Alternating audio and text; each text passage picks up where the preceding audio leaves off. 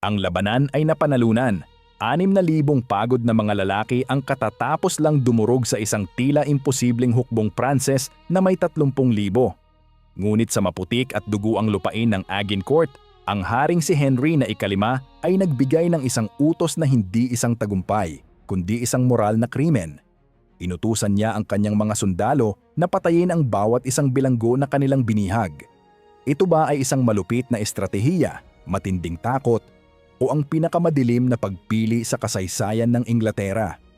Upang maunawaan ang sandaling iyon, kailangan mo munang unawain ang bangungot na kanilang pinasukan. Ang mahaba, nakapapagod na tata at hapo na hanay ng mga lalaki ay naglakad ng pasuray-suray sa isang tanawing determinadong lulon sa kanila ng buo. Hindi ang dagundong ng labanan ang nagbigay kahulugan sa kampanya noong 1415, kundi ang nakasusuklam na tunog ng pagsipsip ng libu-libong bota na kinakaladkad sa malalim at basang putik. Hilagang Pransya. Hindi ito ang maringgal na pananakop ng mga alamat, kundi isang desperadong pag-atras, isang sugal na naging isang malubhang pagkakamali na direktang hahantong sa hindi mapapatawad na moral na pagpiling iyon.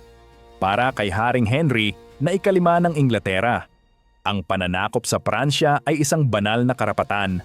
Naniniwala siya na ibinabalik niya ang mga lupain ng kanyang mga ninuno, isang dahilang nag-uugat sa legal na paghahabol, ngunit nangangailangan ng matinding karahasan upang maipatupad. Gayunpaman, 4 na buwan matapos ang kanyang dakilang pakikipagsapalaran, ang katotohanan ay isang sakuna. Ang matagumpay na pagkubkob sa Harfleur ay binayaran sa isang kakilakilabot na halaga. Hindi lamang ang pagkawala ng supply at oras, kundi ang walang tigil na kaaway ng medyebal na pakikidigma. Ang sakit. Ang dysentery ay nanalasa sa hukbo, na ginagawang mahihina at may lagnat na mga multo ang mga malalakas na lalaki. Ang hari, na umalis sa Inglaterra na may hukbong higit sa 10,000 lalaki, ay namumuno na ngayon sa isang puwersang halos kalahati na lamang ng laki niyon.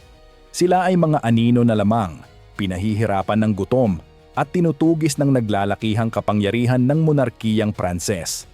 Ang psikolohikal na sitwasyon ay kasing kritikal ng pisikal.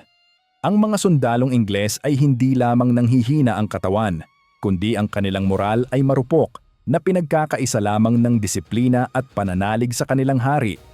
Sinusubukan nila ang isang mapanganib na martsa paitaas sa hilaga patungo sa relatibong kaligtasan ng daungan ng Calais na hawak ng Ingles, habang binabagtas ang kaaway na teritoryo kung saan ang bawat nayon ay isang potensyal na tambangan.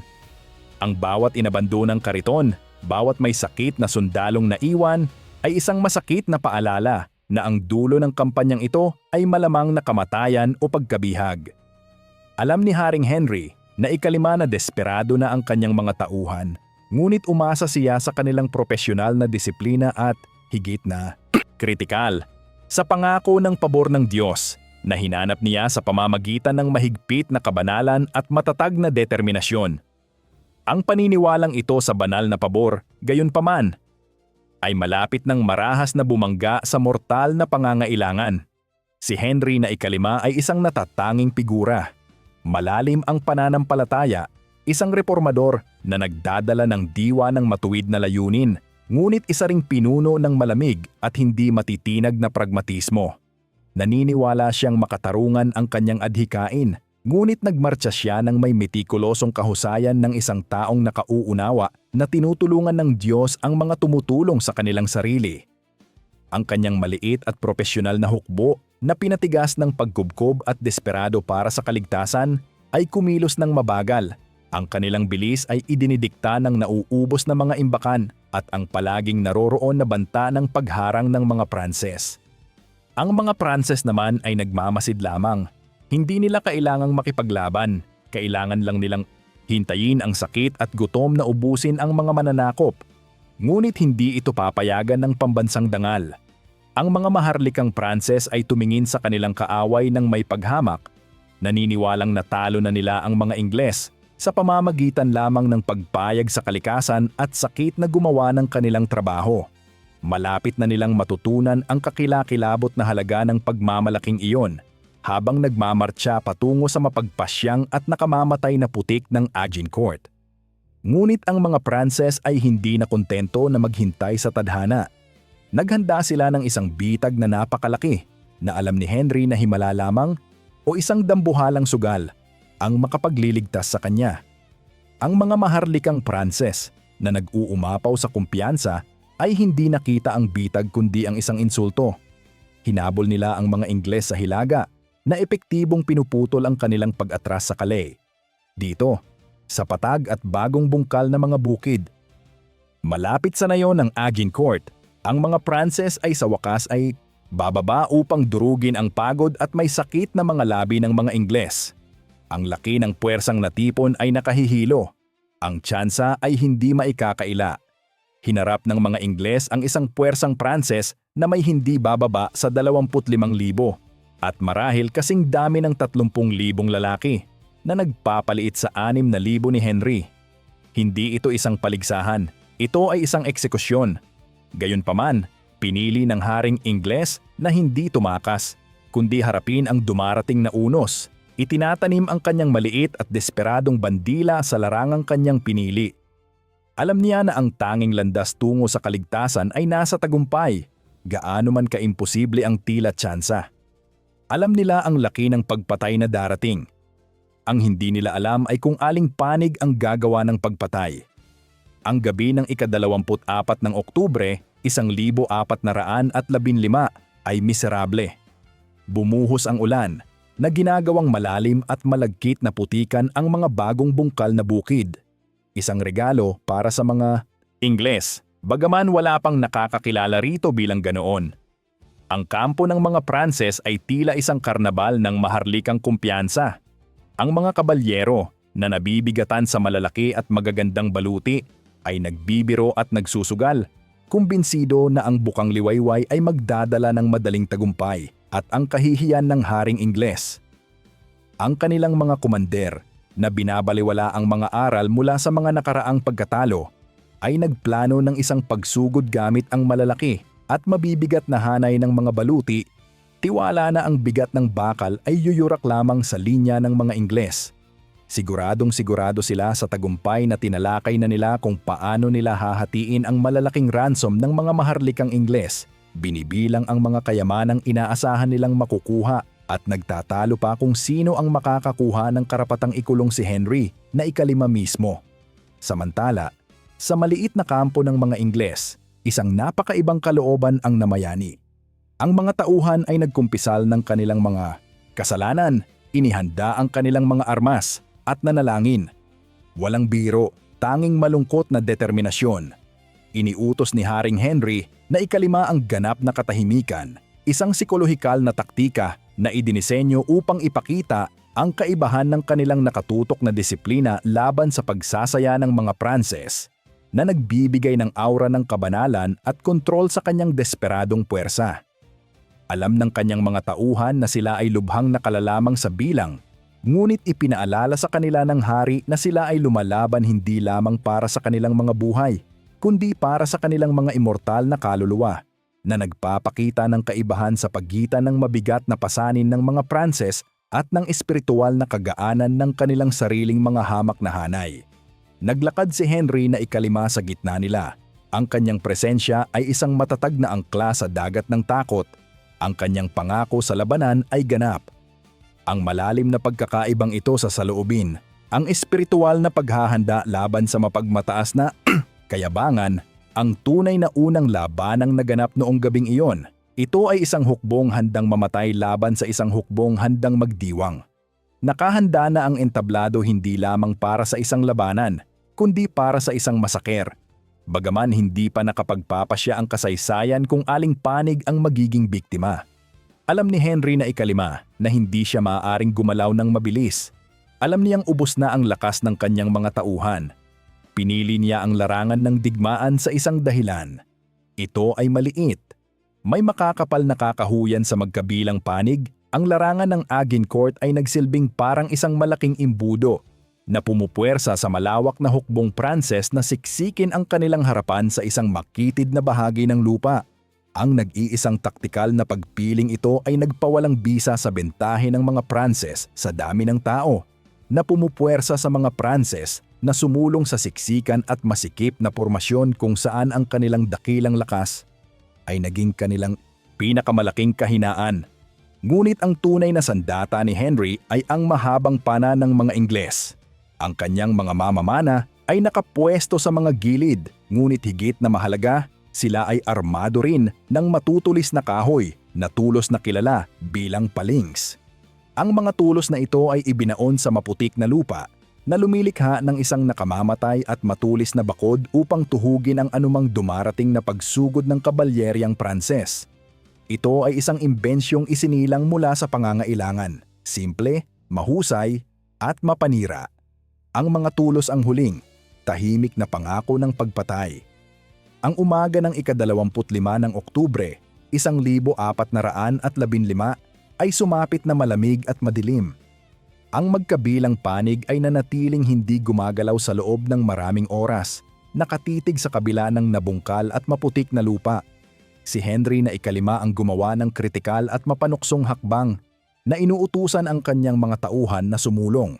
Kinaladkad nila ang kanilang sarili pasulong, pulgada sa bawat masakit na pulgada, hanggang sa limitasyon ng epektibong saklaw ng kanilang mga mamamana na itinatakda ang distansya para sa mga Pranses.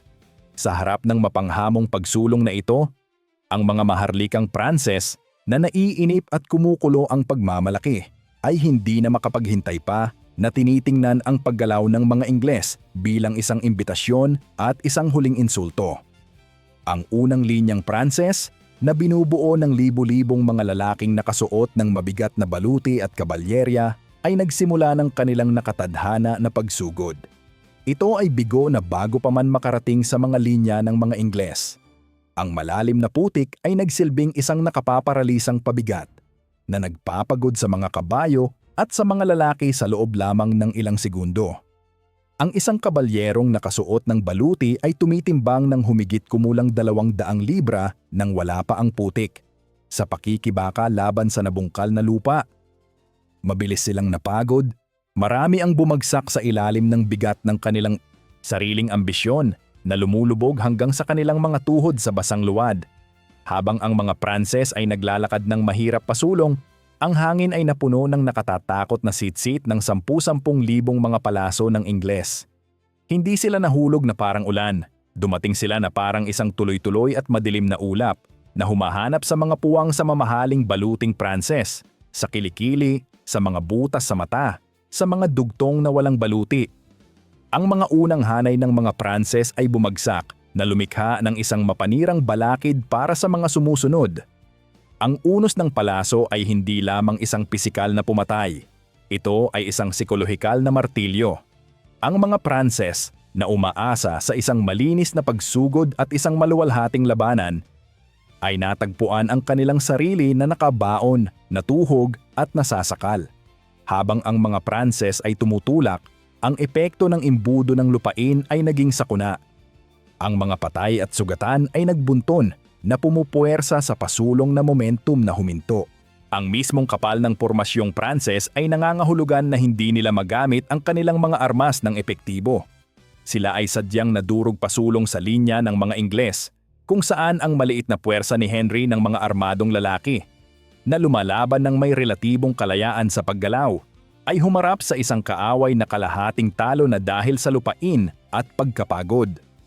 Ang mga Ingles, na maliksi at nakasuot ng magaan na baluti, ay gumamit ng maiikling espada, palakol, at malyete upang bugbugin at paghiwa-hiwalayin ang mga pagod na kabalyerong Pranses. Ang sumunod na labanan ay brutal at napaka-personal. Ang mga armadong Ingles na lumalaban para sa kanilang mga buhay ay gumamit ng mga martilyo at malyete upang durugin at basagin ang baluting Pranses na pumupuwersa sa mga mayayaman at pagod na maharlika na sumuko. Ang tagumpay ay hindi na lamang tungkol sa kaligtasan. Ito ay biglang naging tungkol sa kayamanan.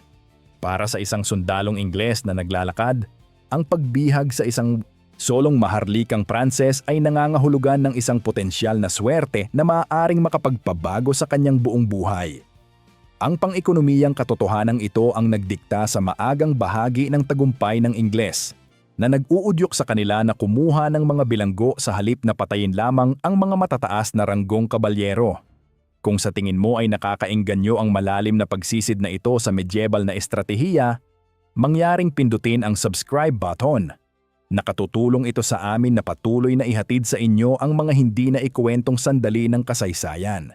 Habang ang unang linyang Pranses ay bumigay at nawasak, ang larangan ng digmaan ay nagbagong anyo sa isang magulo at magkakasalungat na eksena. Ang mga sundalong Ingles, nabugbog at may mga pasa, ngunit ganap na nabuhayan dahil sa kanilang tagumpay, ay nagsimula sa tradisyonal at kumikitang trabaho ng pagkuha ng mga bilanggo. Para sa isang karaniwang sundalong Ingles, ang isang binihag na kabalyerong Pranses ay nangangahulugan ng isang potensyal na kayamanan, isang taon na sweldo o higit pa na tinitiyak ng pangako ng maharlika na magbabayad ng ransom. Ito ang brutal na ekonomiya ng medieval na pakikidigma at sa loob ng 30 minuto, daan-daang matataas ang halagang maharlikang Pranses ang kinaladkad, dinisarmahan at itinulak sa likod ng manipis na mga linyang Ingles. Ang tagumpay ay napakalaki. Ngunit lumikha ito ng isang agaran at napakalaking pananagutang militar. Ang mga Ingles ay nanalo, ngunit ang kanilang kasakiman ay nagbigay lamang sa hukbong Pranses ng 1,000 na kamamatay na sandata. At alam ito ni Haring Henry na ika-5. Ang mga Ingles ngayon ay may isang nakamamatay na problema. Hawak nila ang daan-daang napakahalaga, ngunit ganap na hindi ligtas na mga bilanggo, isang hukbo ng mga lalaki na maaaring sa anumang sandali kumuha ng sandata mula sa tumpok ng mga labi o madaling maarmasan muli kung ang ikalawang linyang Pranses ay magtagumpay na makalusot. Ang maliit na puwersa ni Henry ay nahati, kung saan marami sa mga mahahalagang mandirigma ay nakatali na ngayon sa pagbabantay sa kanilang mga bihag. Ang bawat sundalong nagbabantay sa isang bilanggo ay kulang ng isang tao sa pagpigil sa linya, isang nakatatakot na pagkaubos ng kanilang kakaunting depensa. Ang ikalawang alon ng pag-atake ng mga Pranses ay higit na mahina, nawalan ng gana dahil sa pagpatay sa kanilang mga kasamahan at nag-aatubiling sumulong sa ibabaw ng bundok ng mga katawan na nilikha ng unang linya. Ang pag-atake na ito ay naitaboy rin, pangunahin na sa pamamagitan ng walang tigil at nakatutok na lakas ng mga mamamana. Ngunit kahit na pinagtitibay ng mga Ingles ang kanilang posisyon, ang labanan ay hindi pa tapos. Isang malaking pangkat ng hukbong Pranses na tinatayang nasa 600 kabalyero at mga armadong lalaki ayon sa mga tagapagtala ng kasaysayan ay umaaligid pa rin sa malayo. Tila buo pa at posibleng naghahanda para sa isang mapagpasyang huling pagtulak. Ang puwersang ito ay isang palagiang at nakatatakot na anino sa guhit tagpuan, isang hindi pa sumasabog na bomba na naghihintay ng tamang sandali upang umatake. Higit na mahalaga, isang hiwalay na puwersa na pinamunuan ng isang lokal na maharlika. Ang naglunsad ng isang pagkakataong pag-atake sa bagahe ng mga Ingles na halos walang proteksyon na matatagpuan sa likuran, malayo sa pangunahing labanan. Ang tren ng bagahe ay naglalaman hindi lamang ng mga supply, kundi pati na rin ang mga hindi mandirigmang Ingles, mga lingkod, at ang personal na reserba ng hari ng mga sandata at bandila. Higit na masama, ito ang lugar na pinaglalagyan para sa lumalaking bilang ng mga bilanggong Pranses. Nang makarating ang sigaw sa hari, isang sigaw na nagsasabi tungkol sa pag-atake ng mga Pranses sa likuran at ang posibleng pagpapalaya sa mga bilanggo, hinarap ni Henry na ika-5 ang isang pagpili na magbibigay kahulugan sa kanyang pamana magpakailanman. Hindi siya makapagbibigay ng kahit isang tao upang palakasin ang likuran. Hindi niya maaaring payagan na makompromiso ang kanyang gilid at talagang hindi niya matitiis ang kaisipan ng daan-daang maharlikang Pranses sa likuran niya na kukuha ng mga sandata na gagawing bitag ang labanan at papatayin ang mga Ingles mula sa likuran. Hindi ito isang haka-hakang panganib.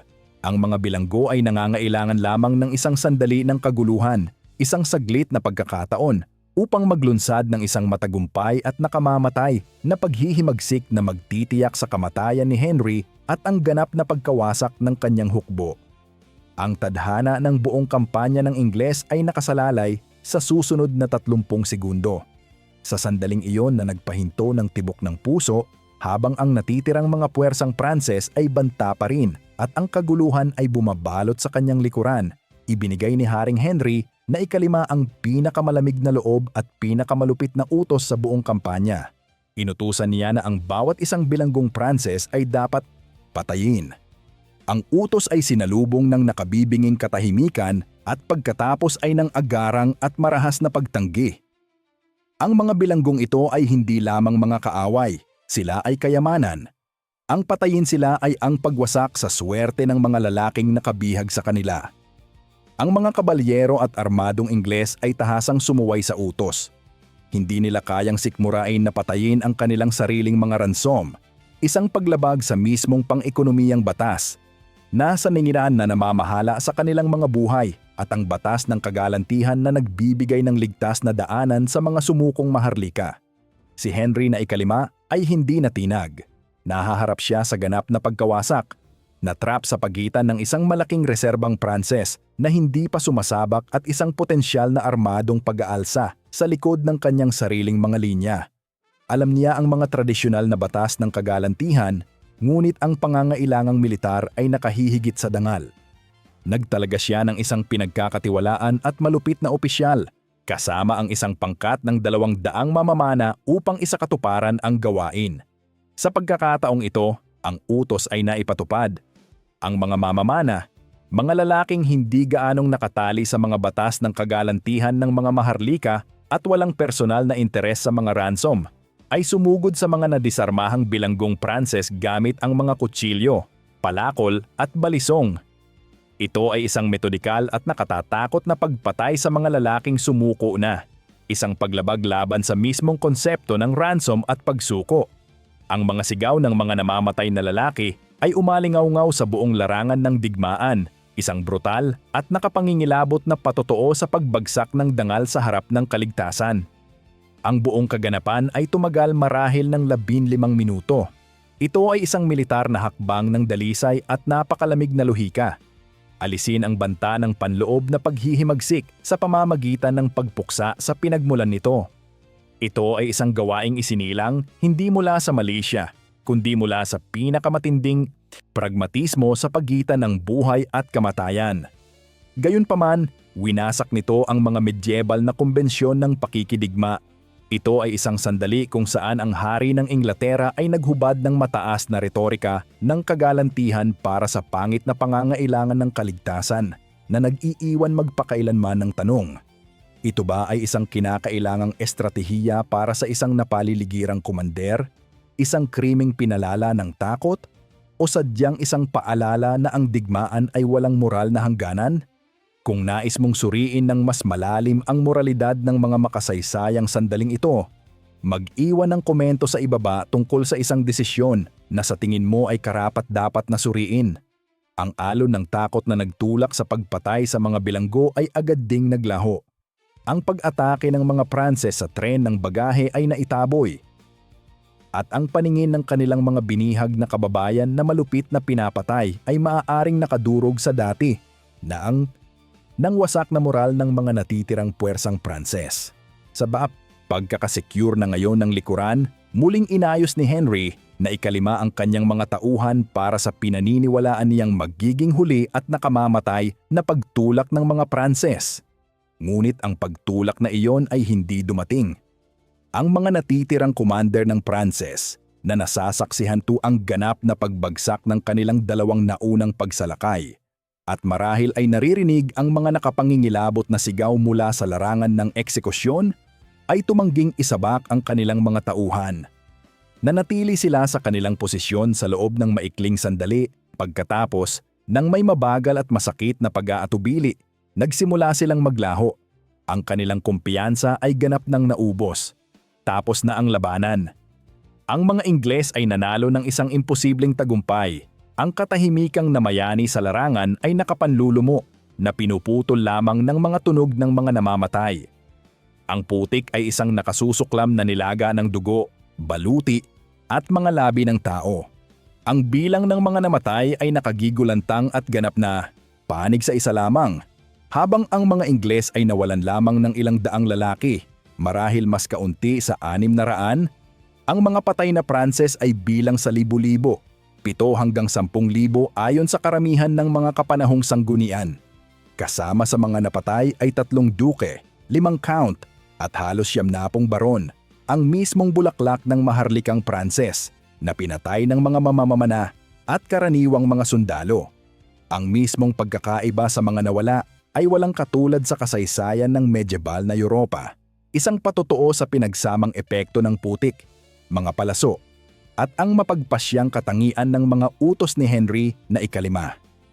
Ang agarang resulta ay tinukoy ng 2 katotohanan: ang dudurog na tagumpay at ang moral na pagkawasak ng eksekusyon ng mga bilanggo. Si Henry na ika-5 ay nakamit ang militar na immortalidad, isang tagumpay na magtitiyak sa kanyang korona at sa kanyang lugar sa kasaysayan. Ngunit nagbayad siya ng halaga sa kanyang reputasyon, bagaman iginiit niya na ang eksekusyon ay kinakailangan upang iligtas ang kanyang hukbo mula sa panganib ng isang kontra-atake. Ang balita ng pagpatay sa mga nadisarmahang maharlika ay sinalubong ng gulat at kritisismo sa buong Europa. Para sa marami, ang gawaing iyon, anuman ang luhikang militar nito, ay isang hindi mapapatawad na paglabag sa mga banal na batas ng kagalantihan.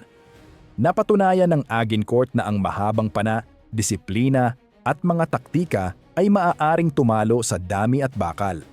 Ngunit ang eksekusyon ng mga bilanggo ay nagpatunay na kahit ang isang madasalin at marangal na hari ay isasakripisyo ang bawat etikal na batas, kung ito ay nangangahulugan ng kaligtasan ng kanyang hukbo. Ang labanan ay naaalala ng ganoon bilang isang maalamat na gawa ng mga armas, ngunit isa ring madilim na babalang kwento tungkol sa tunay na halaga ng pakikidigma. Ang utos na patayin ang mga bilanggo ay nananatiling pinakakontrobersyal at sinuring utos sa buong buhay ni Henry na ika-5, isang sandali kung saan ang mga pangangailangan ng larangan ng digmaan ay malupit na nanaig sa mga tradisyon ng dangal. Siguraduhing ibahagi ang script na ito kung may kilala kang mahilig sa kasaysayang militar. At mag-subscribe sa aming channel para sa higit pang mga hindi na ikwentong-kwento na kumukwestiyon sa mga madaling naratibo ng nakaraan. Ang larangan ay napanalunan, ang ransom ay nakolekta mula sa mga nakaligtas sa eksekusyon, at ang pag-atras sa Calais ay nasiguro. Ngunit ang anino ng malupit na 15 minutong pagpatay na iyon sa utos ng isang haring nag-aangkin ng banal na pabor ay mananatili sa loob ng maraming siglo. Ang tagumpay ay nasiguro, ngunit ang tanong ay nananatili. Kapag ang isang hari ay nag-utos ng pagpatay para sa kaligtasan, ito ba ay isang krimen sa digmaan, ang sukdulang gawa ng takot, o sadyang ang halaga ng pangangailangan?